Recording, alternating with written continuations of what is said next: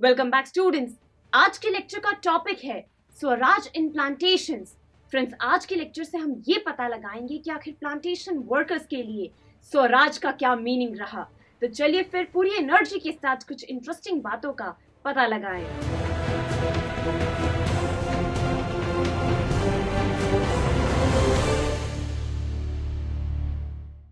दोस्तों, plantation workers के लिए स्वराज का क्या मीनिंग रहा, इस सवाल का जवाब ढूंढने से पहले मैं चाहती हूँ कि आप सबके माइंड में प्लांटेशन वर्कर्स का मीनिंग क्लियर हो।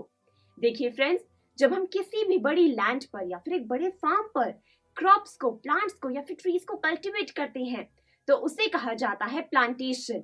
ऐसी प्लांटेशन पर या फिर ऐसे बड़े फार्म पर जो लोग काम करते हैं उन्हें बुलाया जाता है प्लांटेशन वर्कर्स के नाम से।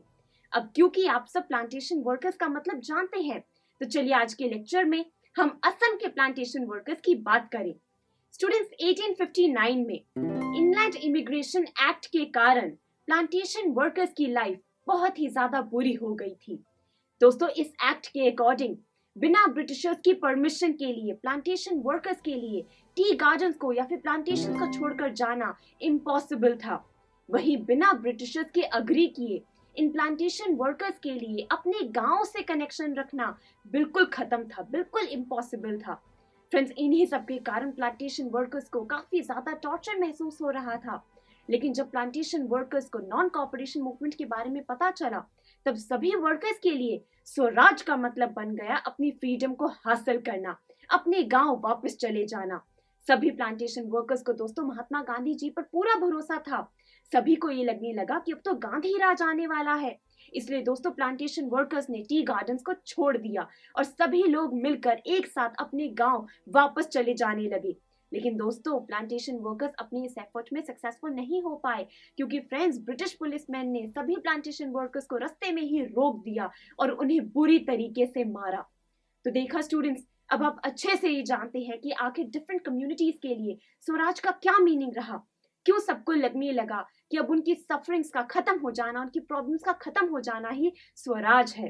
फ्रेंड्स, महात्मा गांधी जी ने नॉन कॉपरेशन मूवमेंट को इसीलिए शुरू किया था ताकि बिना वॉयलेंस के इंडिया को स्वतंत्र देश बनाया जा सके। लेकिन दोस्तों 1922 में कुछ ऐसा हुआ कि महात्मा गांधी जी ने नॉन कॉपरेशन मूवमेंट को बंद कर दिया। फ्रेंड्स, 1922 में गोरखपुर के एक टाउन में जिसका नाम था चौरी चौरा, दोस्तों इस टाउन के एक मार्केट में एक पीसफुल डेमोन्स्ट्रेशन वॉयलेंस में बदल गया। वॉयलेंस इतना ज्यादा बढ़ गया कि ये सब देखते हुए महात्मा गांधी जी ने नॉन कॉपरेशन मूवमेंट को वहीं के वहीं बंद कर दिया। तो स्टूडेंट्स, इसी के साथ हमारा आज का लेक्चर खत्म हो जाता है। लेकिन एक सवाल मन में रह जाता है कि क्या इतने एफर्ट्स के बाद इंडिया को इंडिपेंडेंस मिली या नहीं।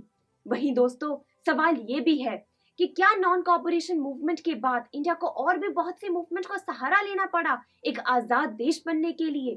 फ्रेंड्स, इन्हीं सब सवालों के जवाब हमें अगले लेक्चर से मिलेंगे। तो चलिए फिर मिलेंगे अगले लेक्चर में।